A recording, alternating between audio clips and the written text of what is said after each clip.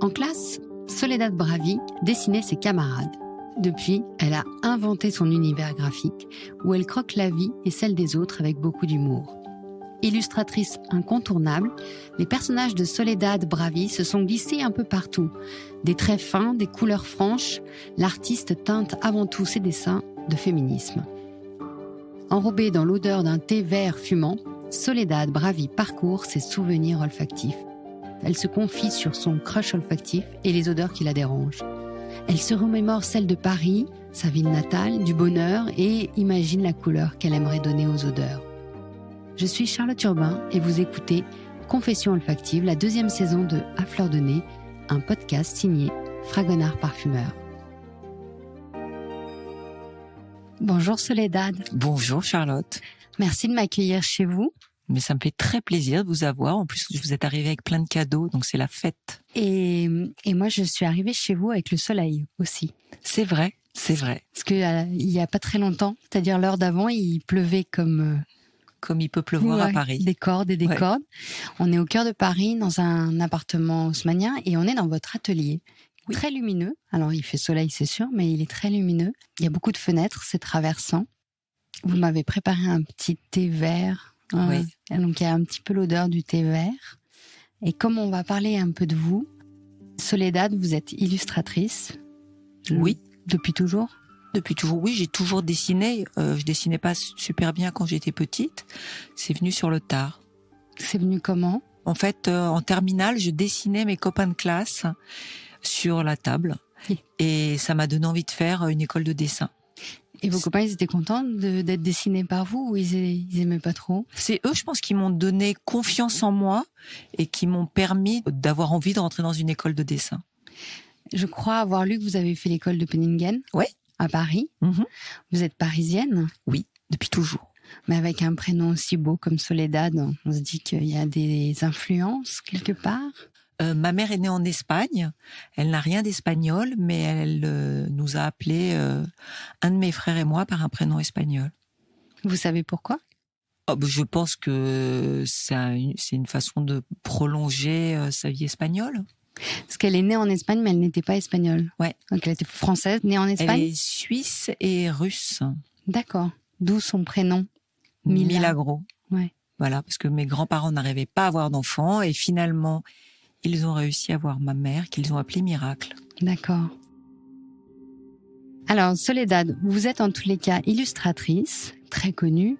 On vous connaît depuis de nombreuses années. Vous illustrez une page dans le L. Vous avez fait beaucoup de choses très féministes aussi, oui. Avec un rapport à ce trait très fin. Est-ce que vous pouvez me dire, vous qui êtes parisienne, dans quelle odeur vous êtes née? Vous vous souvenez? Est-ce que vous avez une association olfactive à votre lieu de naissance? Très peu de souvenirs de moi toute petite. Plus je suis née à Boulogne, ce qui a quand même assez peu d'intérêt. Donc non, pas du tout d'odeur. J'ai des odeurs d'Espagne très vite parce que ma mère avait sa maison en Espagne. Donc elle était où en Espagne? À Javea, entre Valence et Alicante. Donc très au sud. Ouais, donc des odeurs de soleil, de terre sèche, de romarin mais vraiment sec ou de thym très sec sans eau. Voilà, c'est ces odeurs-là. Ça, c'est les odeurs d'enfance pour vous. Vous y passiez du temps? Oui, au moins 4 mois l'année. J'ai l'impression d'avoir passé mon enfance à courir en slip. Voilà. Vos dessins sont très dénudés d'ailleurs. On peut dire d'un certain côté les traits avec quelques traits vous arrivez à transcrire une image, une sensation, une impression, un discours. Ça m'évoque quand vous dites que vous avez passé votre enfance dénudée. Je sais pas, il y a. C'est drôle. Ouais. Je le vois plus quand je dessine comme ça en quelques traits. J'essaye d'attraper en fait l'instant, le caractère d'une personne ou un détail, une façon de se comporter, une façon de se tenir. Voilà, je suis pas du tout portraitiste, mais parfois j'arrive à capter un instantané en fait. Vous avez choisi chez nous un diffuseur à base d'agrumes essentiellement, un diffuseur de citron, orange, un mélange très très frais. Est-ce que c'est en référence à l'Espagne ou c'est plus l'odeur que vous imaginiez pour vous? Alors, je suis très, très sensible aux odeurs. Donc, dès qu'on met une bougie, je peux m'évanouir parce que je ne supporte absolument rien. Et donc, le seul que je peux supporter, c'est le citron. C'est vrai? Ouais. Donc, voilà, je peux mettre un parfum, mais il faut vraiment qu'il soit... Très léger. Oui, léger, voilà, un pchit, sinon je le sens partout. Mais voilà, ça m'est déjà arrivé à la rédaction du L de m'évanouir à cause d'une bougie. Donc, c'était un peu ridicule. Et donc, oui, il faut que je fasse très attention. Et vous savez d'où ça vous vient, cette excessive... Non, je supporte pas les odeurs fortes et souvent les bougies ont des odeurs très tenaces. Voilà, il suffit qu'en plus ce soit des parfums comme ça un peu lourds. Alors là, un peu envoûtant, capiteux. Oui. Ouais, alors ça, là, c'est pas du tout... ça m'est fatal. Alors, on sait quelle arme utiliser pour... Voilà, c'est assez simple. C'est très simple. Vraiment, la série noire très mauvaise, très mauvais livre, mais drôle. Oui, voilà. Très drôle, ouais. Voilà. Donc, vous aimez plutôt les odeurs fraîches, on va dire un peu solaires. Des plantes qui poussent justement dans le sud de l'Espagne, le Maroc. Et un autre parfum que vous avez choisi chez nous, qui correspond d'ailleurs bien à ce que vous décrivez, qui est la verveine. Pourquoi ? Mais pareil, en fait, c'est en Espagne, il y avait un jardin et il y avait des citronniers, des orangers, et cette odeur de la chaleur, comme le figuier, l'odeur de la chaleur sur le tronc de l'arbre, en fait. Et c'est quelque chose de très particulier, et c'est vraiment quelque chose que je trouve, en tout cas moi, qui m'émeut profondément. En parlant d'émotion, vous avez un crush olfactif, quelque chose qui vous plaît par-dessus tout? J'adore l'odeur des gâteaux. Mais des gâteaux à quoi? Parce que les gâteaux, ils peuvent avoir 1001 odeurs. Oui, mais le gâteau qui cuit au four, et en fait, c'est tout ce qu'il y a avant, la préparation de la pâte, l'odeur, le beurre qui fond dans les mains, le beurre qui n'a plus d'odeur quand on le met au frigo, quand on ressort pour étaler la pâte, il reprend son odeur, puis l'odeur dans le four. Je crois que le beurre me... Une petite promesse de gourmandise. 5 fois le mot. Et ouais, l'odeur du gâteau, parce que évidemment, ça sent délicieusement bon. Qu'en plus, un gâteau c'est bon, mais c'est festif. Et ça ce plaisir de la joie des enfants qui vont ou des personnes pour qui je fais le gâteau. Vous avez gardé une part en vous d'enfance? Non, c'est mes filles, c'est des souvenirs de mes enfants quand je leur fais des bonnes choses à manger.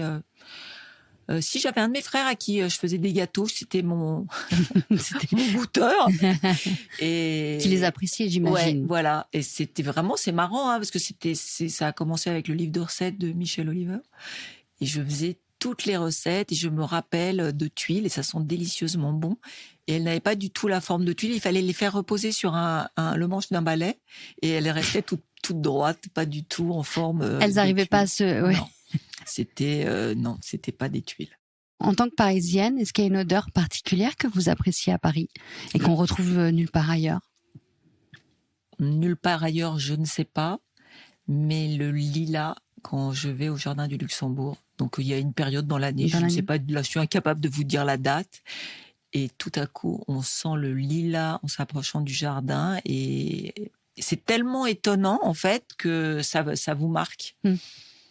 Ça tombe bien, c'est la fleur de l'année chez Fragonard, le lilas. Est-ce que vous avez eu l'occasion de voyager? Est-ce qu'il y a des voyages qui vous ont marqué justement de manière olfactive où les odeurs étaient très étonnantes pour vous? Le Japon, la fleur de cerisier, parce que d'abord c'est un régal au niveau des yeux, mais en fait ça m'a tellement pris que j'ai été malade toute la semaine, j'ai fait une allergie...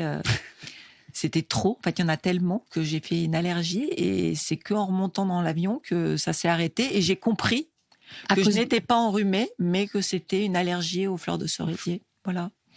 Depuis, vous l'avez plus jamais revécu cette allergie? Non, parce que je fréquente peu le Japon. Le Japon, et en tout cas la fleur, comme ça, la fleur de cerisier quoi. À Pâques, c'est terrible quoi, c'est terrible. C'est magnifique, c'est sublissime, mais il y en a énormément. Ça sent très fort, je me représente pas l'odeur. Non, ça sent pas très fort, mais en fait, il y en a tellement que ça titille la narine. Il y a une sorte de pollen Ouais. qui est lié avec. Ouais. Vous arriveriez à nous la décrire, cette odeur? Est-ce qu'elle est Non, je suis incapable. incapable? Elle se rapproche de quelque chose Je trouverai pas connu? du tout les mots. Vous arriveriez à nous la dessiner? J'arriverais à la dessiner, c'est marrant parce que j'aurais tendance à donner la couleur, ce qui n'apporte absolument rien à l'odeur. Mais pour moi, ce rose avec cette pointe de rouge au milieu, voilà, c'est pour moi la définition de l'allergie. Oui, c'est un peu la varicelle. Et justement, quand vous dessinez, est-ce qu'il vous arrive d'avoir des souvenirs olfactifs au moment où vous dessinez, ou que des odeurs puissent vous rappeler des choses et vous donnent l'envie de dessiner? Alors, je ne sais pas si ça me donne envie de dessiner, mais forcément, il y a les odeurs du dessin, ça peut être évidemment le feutre, qui a une odeur, et donc tout d'un coup, ça vous renvoie à l'école. Ah oui. Voilà, comme la colle, parfois ça vous renvoie à l'école et vous vous revoyez en plus en train de la manger, ce qui est quand même terrible. La colle Cléopâtre, la fameuse colle Cléopâtre. Je sais pas si ça s'appelle Vous oui, vous les souvenez petits pas pots les de petits toutes les pots, couleurs, ouais, voilà, exactement. qui a un goût d'amande. Exactement. Voilà. Ouais. Donc, mais le feutre, oui, le feutre et l'odeur du crayon Contail, parce que c'est ce souvenir où on avait le droit d'aller sur le bureau de la maîtresse qui avait ce fameux taille-crayon. Et puis même quand on taille un crayon, là, c'est vraiment une odeur incroyable, ce crayon qu'on taille de bois, mais mélangé, j'imagine, à l'odeur de la couleur. Et donc ça fait un mélange. Je sais pas si c'est agréable. En tout cas, c'est le mélange du crayon. Voilà. Vous utilisez quel type de matériaux pour dessiner? Beaucoup de feutres, crayon noir, crayon de couleur, j'adore. Et puis après, il y a l'ordinateur qui n'a aucune odeur. Ouais. Donc c'est très triste. Vous le trouvez triste, l'ordinateur? Ouais, il y a un côté un peu triste dans l'ordi. En fait, c'est pour ça que j'ai toujours besoin de dessiner dans les cahiers. Voilà, je me suis toujours interdit d'acheter une tablette pour éviter de perdre mes cahiers. Parce que voilà, il y a un peu d'odeur du papier, puis il y a j'adore retourner les pages. Voilà, le toucher. Le toucher et puis dessiner, en fait. Est-ce que vous pensez que les 5 sens doivent être mis en éveil? Parce que vous, finalement, vous utilisez votre sens visuel. Le plus important chez vous, c'est vos yeux et vos mains, évidemment, pour exécuter ce que vous imaginez dans votre tête. Mais est-ce que l'ouïe et l'odorat sont un tout et participent à votre création? L'ouïe fait partie, évidemment, de ma façon de dessiner parce que j'écoute les gens et souvent je reproduis leurs phrases. Après, il y a le toucher puisque en dessinant, on touche évidemment la vision. Donc oui, ça fait partie. Est-ce que l'odorat en fait partie? J'en sais rien. Vous diffusez des odeurs des fois dans votre atelier ou jamais? Jamais. J'écoute pas de musique, ça me déconcentre et je ne sens rien. Vous êtes très ascète. Ouais. Vous avez besoin d'une concentration. En fait, j'ai une concentration assez petite. Donc si je la perturbe par des choses, je suis foutue. Visuellement, après, quand on est dans votre atelier, on se dit que d'autres personnes pourraient être perturbées. Parce qu'on est quand même entouré un sacré nombre de personnages, de livres, de couleurs, parce que c'est mon monde, d'objets. C'est pas le vôtre. Donc vous, ça vous perturbe. Mais moi, c'est le mien. Donc moi, je trouve ça tout à fait normal d'avoir autant de couleurs autour de moi, autant de petits personnages qui me font coucou. Et j'en ai besoin, en fait. Vous inspire? Vous me mettez dans une pièce blanche, je suis pas sûre de réussir à travailler, en fait. Je ne ferai pas l'expérience, promis. Je ne sais pas si ça m'inspire, ça me rassure. D'accord. Quels sont ces objets qu'on voit justement, que je peux voir autour de moi? Il y a plein de petits personnages. Il y a plein de petits personnages de Sesame Street, donc ça c'est un rapport sans doute à l'enfance, mais c'est parce que je les trouve vraiment mignons. C'est comme Snoopy, j'adore Snoopy, voilà. Il y a un peu de tout, des petits bonhommes que je trouve mignons, mais ça peut être... Il y a un petit monstre au-dessus de votre ordinateur. Voilà, mais lui c'est le batteur dans le Muppet Show. Mais il peut y avoir des choses que je trouve mignonnes, comme le bonhomme de neige de la Reine des Neiges, je crois. Ah oui. Oui, il y a des trucs que me laissent Olaf. mes filles, voilà. Il y a un peu de tout.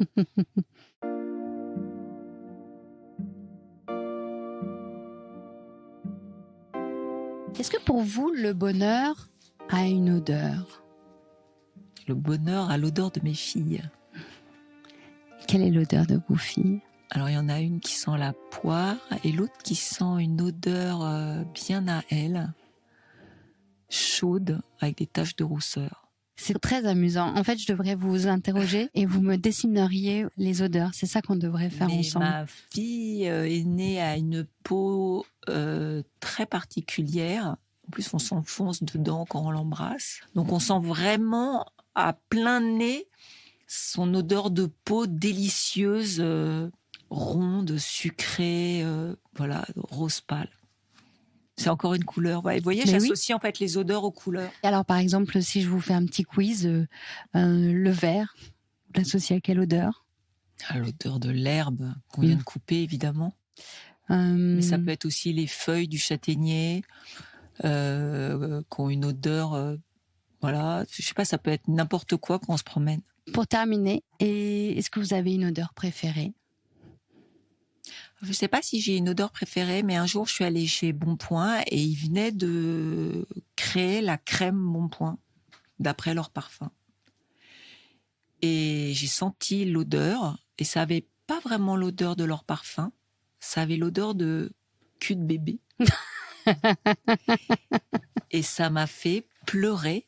Mais je n'arrivais plus à m'arrêter parce que tout d'un coup, en fait, j'ai senti l'odeur de mes filles bébés. Cet instant où vous êtes avec elles sur la table allongée, vous avez une main sur le ventre pour pas qu'elles tombent de la table, pour pas qu'elles se sentent seules. Les 20 milliards de dictats qu'on vous a dit. Et cette odeur de crème et de nettoyer, parce que qui est évidemment une odeur, il y a l'odeur de pipi qu'on nettoie avec la crème. À cette odeur-là, c'était le Mustela, non, qu'on utilisait pour nettoyer les. Voilà. Et voilà, de pleurer dans une boutique à cause d'une odeur. Ouais. C'est un sacré délicieux. choc. Ouais. Une vraie madeleine. Merci beaucoup, Soledad. Et je vous en prie, Merci. avec plaisir. Je suis Charlotte Urbain et vous venez d'écouter À Fleur de Nez, un podcast signé Fragonard Parfumeur. Karen Loyer a fait la réalisation et le mix de cet épisode sur une musique de Jérôme Petit. Production est supervisée par Louis Média. Pour découvrir d'autres portraits olfactifs, je vous retrouve le mois prochain pour un nouvel épisode. Merci à tous pour votre écoute et si celui-ci vous a plu, n'hésitez pas à vous abonner, à laisser des étoiles et des commentaires et bien sûr à partager le podcast.